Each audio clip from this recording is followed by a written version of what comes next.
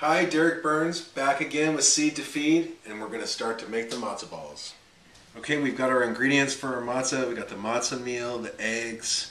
You know, there's whole wheat matzo meal if you'd like to do that. There's an option in the recipe. Seltzer water, not club soda. Salt. This is the schmaltz, and you know, this is what it looks like when you reserve it after you skim the fat from the stock.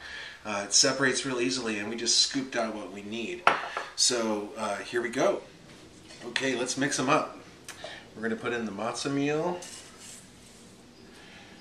and we're going to put in the eggs. Now, this is a really simple process, so it's really fun to make with the kids, or it doesn't take much time. So we've got 2 teaspoons of salt. I know it seems like a lot, but these are a lot of matzo balls, and you'll have some left over in the freezer when you're done if you'd like. Now here we have the schmaltz. We're going to put that in there. You can use olive oil. I mentioned that in the recipe. A little healthier, but you know, on special occasions or when you have family over, the schmaltz really adds just this, it's that special flavor.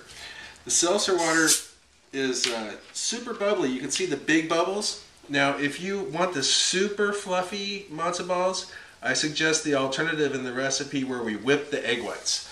But for light, but not too dense, not too dense, but not too fluffy matzo balls, this is the way to go. Now, just a little salt and pepper. Everyone, that's just to your taste. And then the secret ingredient I got from Mimi Sheraton in the New York Times cookbook, a little vodka. And I know people who put vodka in their pie crust as well to keep it from getting too tough. It's funny, it somehow inhibits the glutens from forming those chewy proteins that that make a dough too chewy. So here we go. We're just mixing all the ingredients together, and it's really as simple as that. Okay, the dough has rested. You know, if you want to be a purist and do it the way Grandma did, you're going to take a couple of spoons and make a ball of dough on the spoon.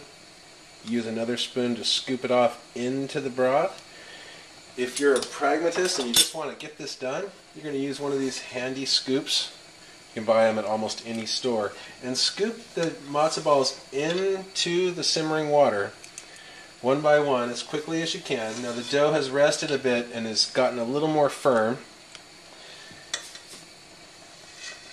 And by the time you're done, the first couple of matzo balls will be floating already. This is a good sign. Exactly what you want to see when you're cooking matzo balls.